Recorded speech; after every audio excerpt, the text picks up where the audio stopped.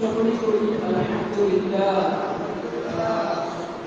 মুহতারাম উপস্থিতি, আমি আপনাদের সামনে সূরাতুল আলে ইমরানের 131 নম্বর আয়াত কারিমা তেলাওয়াত করেছি। রাসূলুল্লাহ সাল্লাল্লাহু আলাইহি ওয়াসাল্লামের অসংখ্য অগণিত হাদিস সমূহ থেকে একটি হাদিস পাঠ করেছি।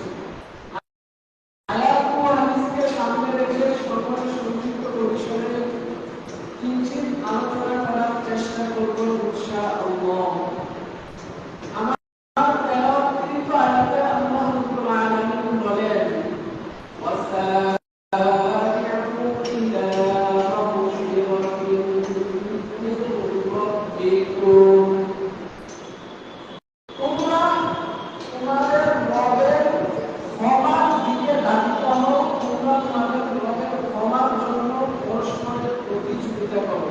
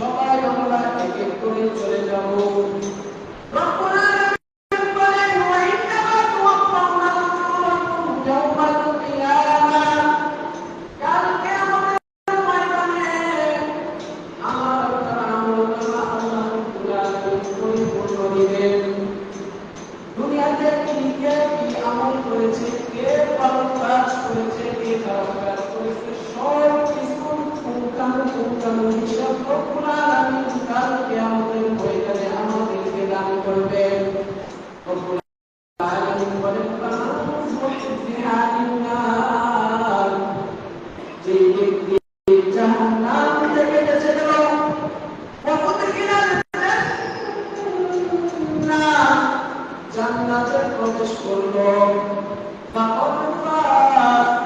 রব্বুল আলামিন বলেন, এমন ব্যক্তি প্রকৃত সফল। আমরা তো দুনিয়াতে এসে ধন সম্পদের যে বেশি মালিক হতে পারি, যে 2-3 কোটি টাকার মালিক, সে মনে করে আমি সফল।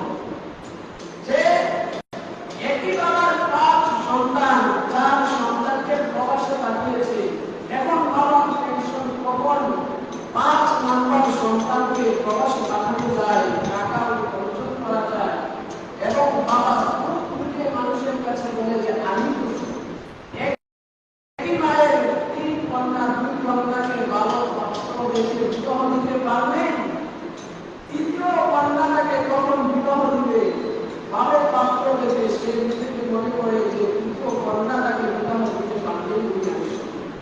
অথচ সফলতার মাপটাকে আল্লাহ রাব্বুল আলামিন জানিয়ে দিলেন। আল্লাহ বলেন,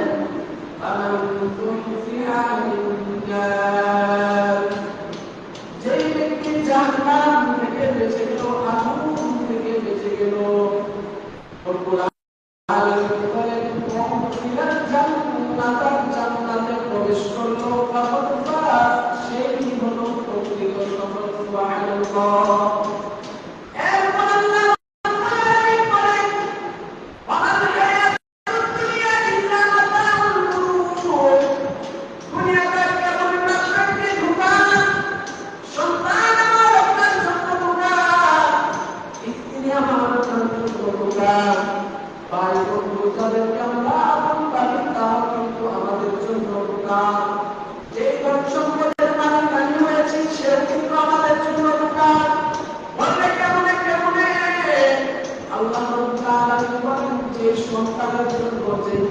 জন্য যে যাই কিছু অর্জন করেছে সে কাল কিয়ামতের ময়দানে কোনো কাজে আসবে না।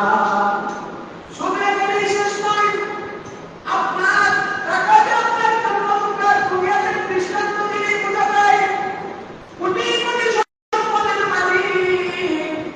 আমার আপনার কোন সময়টা যখন চলে আসে ওই সম্পদ কিন্তু আমার আপনার জন্য বেঁচে থাকার কোনো কারণ হয় না।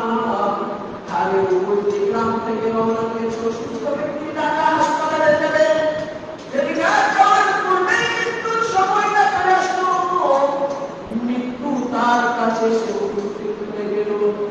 সংবাদ আসলো বাড়িতে, না না তাকে উদ্দেশ্য করে বাঁচানোর জন্য টাকার উদ্দেশ্যে রওনা দিলাম। সেদিকে আসার পূর্বেই ওই লোকটা দুনিয়া থেকে বিদায়।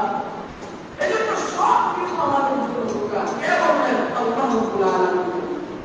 আমরা দুনিয়াতে থাকবো, সবাই চলে যেতে হবে, নেক আমল নিয়ে আমাদের যেতে হবে। নেক আমল আমার আপনার জন্য বড় কাজের শক্তি। এজন্য আমরা নেক আমল বেশি বেশি করব। আল্লাহ রাব্বুল আলামিন